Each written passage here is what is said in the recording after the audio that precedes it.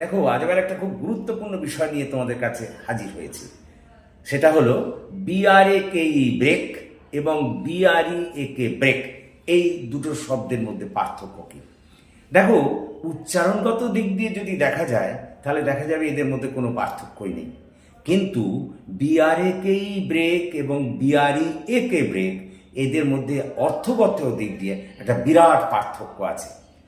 এবং প্রায়শই এই দুটো শব্দের ব্যবহারকে কেন্দ্র করে তোমাদের মধ্যে একটা কনফিউশন দেখা দেয়, কোথায় কোনটা ব্যবহার করতে হবে বুঝতে পারো না, ফলে একটা সমস্যার সৃষ্টি হয়। আজকের পর থেকে আর সেই সমস্যা দেখা দেবে না।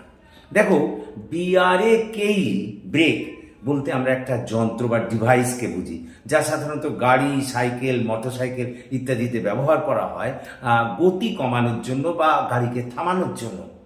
এই ব্রেক BRAKE আবার নাউন হিসেবেও ব্যবহার করা যায়, আবার ভার্ব হিসেবেও ব্যবহার করা যায়। যেমন মনে করো she slammed on the brake, BRAKE এখানে, তাহলে এখানে হলো নাউন হিসেবে।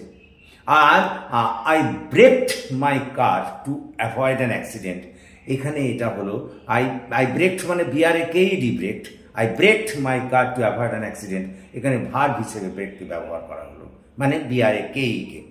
এবার আসি BREAK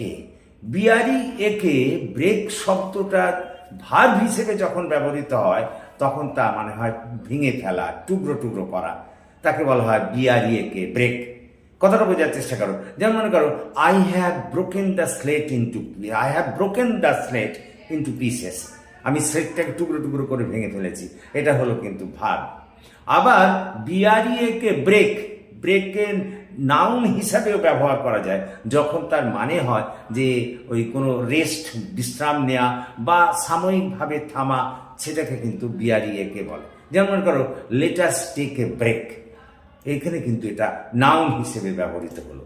সুতরাং আশা করি তোমরা বুঝতে পেরেছ, এবং thank you for watching and listening. So please comment, share and subscribe to my channel.